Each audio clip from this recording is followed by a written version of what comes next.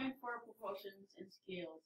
I can solve using scale factors in scale drawings. Wonderful. Now, we actually didn't give you a scale drawing, okay, but you could imagine, or you could actually draw it yourself if you wanted to on some of these problems. What is a scale factor? This is extremely important. What is a scale factor, Allison? A ratio showing the relationship between a representation and the actual. Okay, so we gave you an example down below. 300 meters in 6 minutes. That's how much Lily can swim. That was our actual. The representation is Lily wanted to know how many meters she could swim in X minutes. A better example maybe than even that is if I told you that on a drawing of my house, remember this? 1 inch was 5 feet. That would be my scale factor, right? Yeah. 1 inch would be 5 feet. That would be the drawing. On the drawing, every 1 inch represents 5 feet. So that would be another example. We'll get to some of these down below. The scale drawing then would be the actual drawing itself. Would it be an exact drawing of the representation?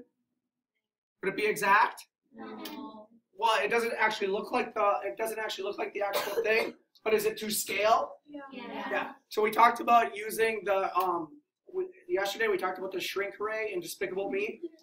Think of the shrink ray. How many of you seen Despicable Me? Okay, remember the shrink ray that they steal? Or that he steals, and then it gets stolen, then he steals, it's stolen all over the place.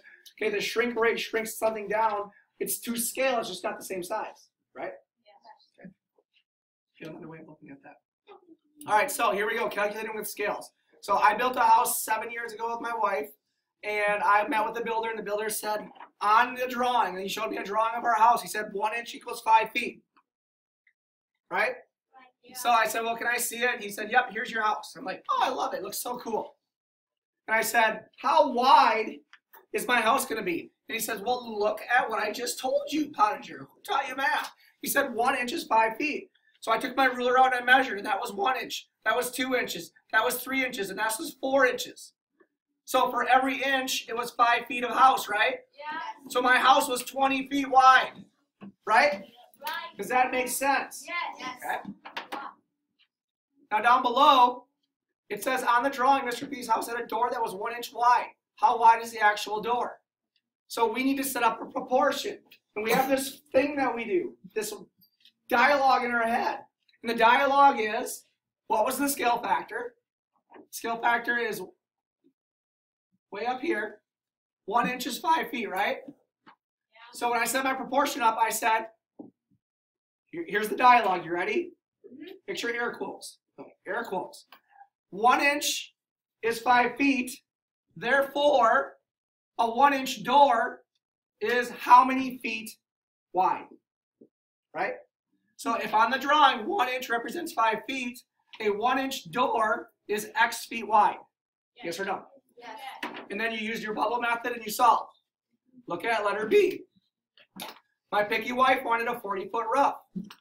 The scale is still 1 inch is 5 feet, right? Yeah. Yes. So here's my dialogue. 1 inch is 5 feet. Therefore, X inches is 40 feet. Because they told me in the problem that it was 40 feet high. So 1 inch is 5 feet. Therefore, X inches is 40 feet. I need to solve for X. Down to another one. Last one. On a map, it says 2 inches represent 55 miles. We want to know how far it is from EP to Fargo. On the map, it's 10 inches, right? Yeah. So if 2 inches is 55 miles, therefore 10 inches is X miles. Yeah. Use your bubbles. We figured out that it was 275 miles. I want you to use that dialogue. The last thing actually tells you about the dialogue. Use that dialogue when you solve the problems in your homework assignment. I think you'll be golden. Questions?